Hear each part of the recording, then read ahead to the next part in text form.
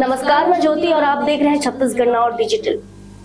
रायगढ़ में कल 16 मई को पुलिस कंट्रोल रूम में वरिष्ठ पुलिस अधीक्षक शशि मोहन सिंह द्वारा महिला वकील आराधना सिदार की हत्या मामले का खुलासा किया गया। प्रेस वार्ता के दौरान बताया गया कि किस तरह आरोपी मृतिका के संपर्क में आकर सुनियोजित तरीके से वारदात को अंजाम दिया। पुलिस जांच में अब तक प्राप्त तथ्यों, आरोपी की बयान, तकनीकी विश्लेषण तथा बरामद भौतिक साक्ष्यों के आधार पर प्रकरण में पर्याप्त और मजबूत सबूत उपलब्ध है, जो न्यायालय में अभियोजन को मजबूत करेंगे। घटना के खुलासे के बाद सोशल मीडिया में इस मामले को लेकर कुछ भ्रामक तथ्य फैलाए जा रहे हैं, जिस पर रायगढ़ पुलिस का साफ कहना है कि इस मामले में पुलिस के पास भौतिक और डिजिटल एविडेंस मौजूद है, जो आरोपी लोकनाथ को उसकी करतूत की सजा दिलाने में सहायक होंगे। इस मामले की विवेचना के दौरान आरोपी से पूछताछ में पता चला कि नवंबर 2024 में उसकी पहचान फेसबुक के माध्यम से आराधना सिदार से हुई थी। दोनों के बीच बातचीत बढ़ी और नजदीकियां बढ़ने लगी।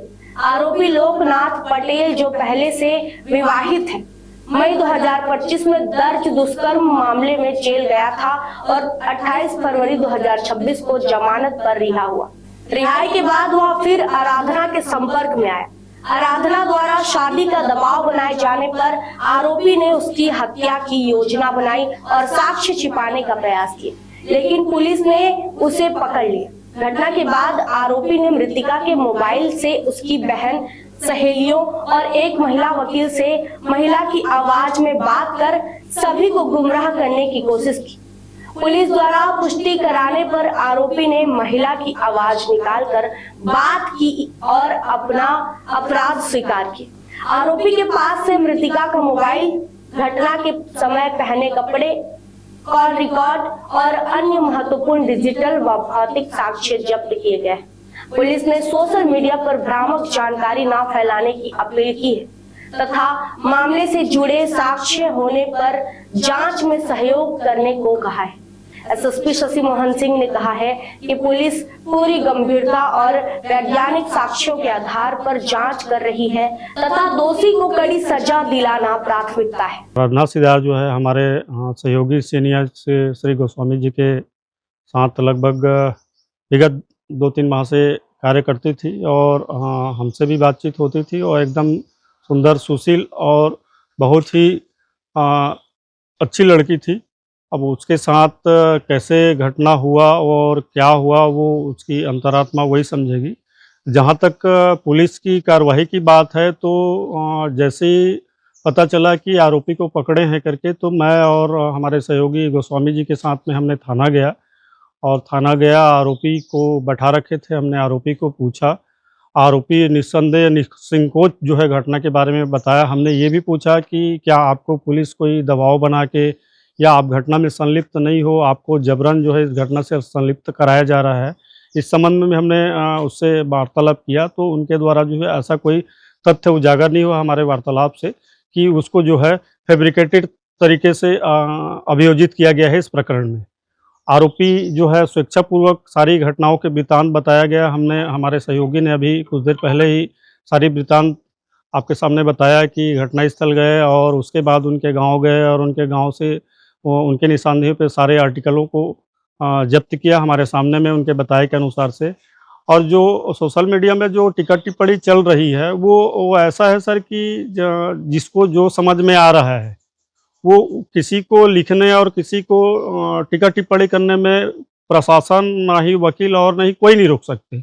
उनको जो समझ में आ रहा है, क्योंकि ऑन स्पॉट हम थे, हमको मालूम था, पुलिस थी वहाँ की, जूट मिल पुलिस की मैं अभी भी धन्यवाद ज्ञापित करता हूँ कि कम समय में जो है इस पूंजीपत्र टीआई और उनके ऑल स्टाफ को मैं धन्यवाद ज्ञापित करना चाहूँगा कि इतने कम समय में जो है इस निश्चित हत्या की आरोपी को सूझबूझ के साथ पकड़ लिए हैं। ये जो आराधना सिदार है, ये विगत 3-4 महीने से ही आई है मेरे पास में। इसके पूर्व अन्य अधिवक्ताओं के पास वो जूनियरशिप कर रही थी और हमारे यहाँ जब तक आती थी 11 से 5 बजे, उसके बाद अपना चले जाती थी। हम लोग पूछते नहीं हैं कि वो माने कहाँ जाते हो, कहाँ थे, हमको कोई मतलब नहीं, काम किए अपना चले जाते हैं। और अभी जो घटना के बारे में जानकारी हुई हमको, तो हमने पूंजीपथरा थाना भी गया था और थाना में जाकर पता किए हैं और वो जो आरोपी पकड़ाया है उसके संबंध में हमने जा कर के उससे पूछताछ किए और जो अधिकारी हैं वहाँ पीठासीन अधिकारी जो थाना प्रभारी हैं उनके सामने पूछताछ हुई तो उन्होंने कबूल किया कि मैं उसको वर्ष 2024 से जानता हूँ और कई बार उसको घर घोड़ा न्यायालय में अपने काम से लेके गया था। इस प्रकार मेरा जान परिचय है और मैं उसके यहाँ आना-जाना करता था, ऐसे वो आरोपी ने बताया। और ये बताया कि वो मेरे को अपना शादी करने का दबाव डालती थी और उसके कारण मेरे को बताया आरोपी ने कि 9 तारीख को शाम को जो लोक अदालत लगी थी उसके शाम को उन्होंने फ़ोन करके बताया कि आराधना ने बोली कि आरोपी माने उसको लोकनाथ पटेल को कि तुम कल आना और हम लोग घूमने जाएँगे, ऐसा करके बताया वो। तो वो आया लोकनाथ पटेल 9-10 बजे के आस-पास में और उसकी जो फुफेरी बहन है आराधना सिदार की, वो उसके साथ में लोग मोटरसाइकिल में आरोपी की मोटरसाइकिल में बैठ के बस स्टैंड गए हैं। उसको लैलूंगा वाली बस में बिठा दिए हैं और उसके बाद में ये लोग वहाँ से चले गए हैं।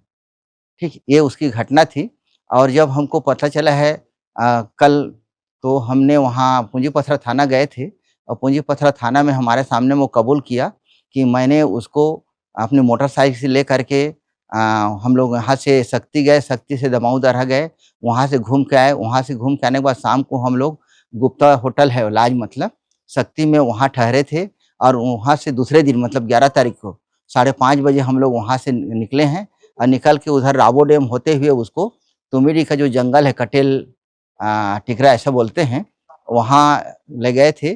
तो उसकी जानकारी के आधार पर कल हम लोग साथ में मैं अपने साथ हमारे अधिवक्ता साथी फूल सिंह यादव, मैं और पूरे पुलिस स्टाफ के साथ हम लोग घटना स्थल पर आरोपी भी साथ में हमारे था।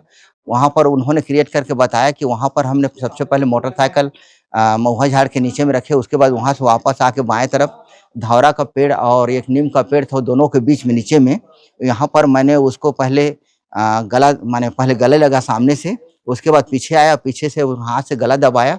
जब वो बेहोश हो गई 3-4 मिनट में दबाए तो बेहोश होने के बाद वो गिर गई। गिरने के बाद में मैं उसका पूरा कपड़ा को खोल दिया बोला वो और खोलने के बाद में वहाँ जो पत्थर था उससे उसके सिर को कुचला। सिर को कुचलने के बाद में वो अपने मोटरसाइकिल जहाँ पर था वहाँ से चाकू लाया और चाकू ला के गला को रहता सामने तरफ से और पीछे गर्दन तरफ से चाकू को अड़ा के वहाँ छोड़ दिया वो। उसके बाद अपना गमछा लपेटा और गमछा लपेटे मोटरसाइकिल के सीधा फिर वो अपना घर वापस चले गए। ये उसके आरोपी के बताने पर उसके निशानदेही पर हम लोग घटना स्थल को देखे हैं। उसके बाद वो बताया कि मैं जहाँ-जहाँ माने आराधना सिदार की जो ये है सामान, बैग, ये सब चीज़ को मैं जहाँ-जहाँ फेंका हूँ, जहाँ पर रखा हूँ, जहाँ जलाया हूँ, वहाँ चलो बरामद बताता हूँ, दिखाता हूँ करके हम लोग को सबको लेके गए। हम लोग वहाँ उसके गाँव चारपारा पहुँचे। चारपारा में उसके घर के एक खेत के बाद में खेत है, वहाँ पर वो एटीएम कार्ड और उसका जो ये था अ, आधार कार्ड, उसको जलाया था। जलाने की स्थिति में हम लोग वहाँ देखे, वहाँ जला हुआ था। तो हमारा जो विजिटिंग कार्ड रहता है उसमें सिंबल रहता है अधिवक्ता का, वो दिख रहा था। उसमें जो पर्स का चैन रहता है उसको निकालते हैं, जीभी बोलते हैं ना, वो था। और वो पास उसका जो एटीएम कार्ड का जला हुआ टुकड़ा था, उसको जब्ती किए। उसके पश्चात में उसके बताने पर सपनैया नाला बोलते हैं, वहाँ पर इसका आराधना सिदार के जो मृतका है उसका मोबाइल को कुछ करके वहाँ फेंका था, वो मिला, बरामद हुआ। उसको बताया कि यहाँ पर है, वहाँ सामने पड़ा हुआ था। उसके बाद में उसका जो एटीएम है, एटीएम को जहाँ पर दाँत में बोला कि मैं काट के उसको रख दिया हूँ, तो माने जो यह सिम कार्ड है वो भी प्राप्त हो गई। उसके पश्चात में बोला कि मैं इसका ये है बैग, उस बैग को तालाब में फेंका हूँ। उसके निशानदेही पर जाके बताया कि तालाब में फेंका हूँ। वहाँ पर देखे तो पचरी में तालाब माने उसका बैग जो रोज़ लेके आती थी उसको मैं जानता हूँ, वो बैग को पहचानता हूँ। वो है ग्रे कलर की, उसमें पुस्तक था और उसका एक स्टेपलर और एक नैपकिन उसमें वहाँ पर पड़ा हुआ था। और उसके पश्चात में एक ठो बूढ़ा देव तालाब है, वहाँ गए। वहाँ जो पाइप रहती है एक सीमेंट का 2 पाइप, उसके अंदर में अपना मोबाइल को छिपा कर रखा था। उसको उसके निशान बताने पर वो खुद निकाल के दिया, उसको जब्ती किए हैं। उसके पश्चात में उनकी जो मोटरसाइकिल थी, उसके घर के बाहर में खड़ी थी, जो प्रयुक्त हुआ था इसमें, ये बताया कि इसी मोटरसाइकिल से हम लोग गए थे करके, उसको बरामद किया गया है। नहीं, मेरे नज़रिए से ये है कि जो उन्होंने बताया आरोपी ने, वो डिक्टो मतलब जैसा ही बताया है वैसे ही बरामद हुआ, वैसे ही घटना स्थल हुआ है वहाँ। इसमें किसी प्रकार का, मैं तो हम लोग दोनों गए थे, हमको किसी संदेह नहीं है, और पुलिस ने जो माने कार्रवाई की है इसमें किसी प्रकार की संदेह नहीं है, और संदेह करना भी नहीं चाहिए, क्योंकि हम उनका हेल्प करने के लिए गए हैं। मृतका का हमारे वो जूनियर रही हैं, इसलिए किसी प्रकार के उसमें हमको संदेह नहीं पुलिस की कार्रवाई में।